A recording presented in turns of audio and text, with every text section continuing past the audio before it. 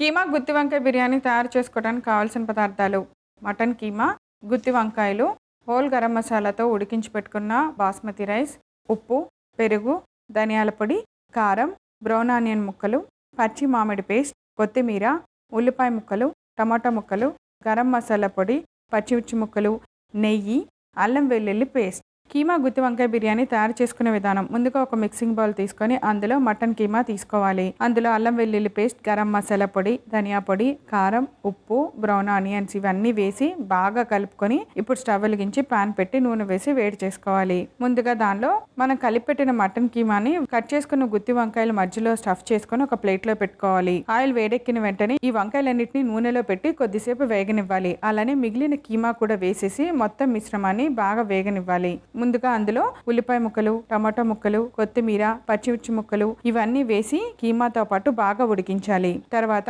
దానిలో కొద్దిగా పెరుగు, కొంచెం నీళ్లు కూడా వేసి 10 నిమిషాల సేపు ఉడికించాలి. ఇవి బాగా ఉడికిని అనుకున్న తర్వాత కొద్దిగా పచ్చి మామిడి పేస్ట్, మరలా కొన్ని బ్రౌన్ ఆనియన్స్ వేసి బాగా కలిపి పక్కన పెట్టాలి. ఇప్పుడు అదే స్టవ్ మీద మరొక పెద్ద పాన్ పెట్టుకొని మనం ముందుగా ఉడికించి పెట్టుకున్న బాస్మతి రైస్ వేసుకోవాలి. దానిపైన కొద్దిగా నెయ్యి వేసి మన గ్రేవీలో ఉన్న మటన్ కీమాని దానిపైన స్ప్రెడ్ చేసుకోవాలి. తర్వాత మళ్ళీ ఒక లేయర్ రైస్ వేసి ఇప్పుడు మనం రెడీగా చేసి పెట్టుకున్న కీమా గుత్తి వంకాయ కూర మొత్తాన్ని పెట్టేసుకొని మరలా దానిపైన రైస్ వేసి కొద్దిగా బ్రౌన్ ఆనియన్స్, కొద్దిగా నెయ్యి అవన్నీ వేసి మూత పెట్టి దమ్ చేసుకోవాలి. 10 నిమిషాల సేపు సిమ్లో దమ్ చేసిన తర్వాత మూత తీసి మొత్తం మిశ్రమాన్ని బాగా కలిపి ఒక సర్వింగ్ ప్లేట్లోకి సర్వ్ చేయండి. అంతే, ఎంతో రుచికరమైన కీమా గుత్తి వంకాయ బిర్యానీ రెడీ.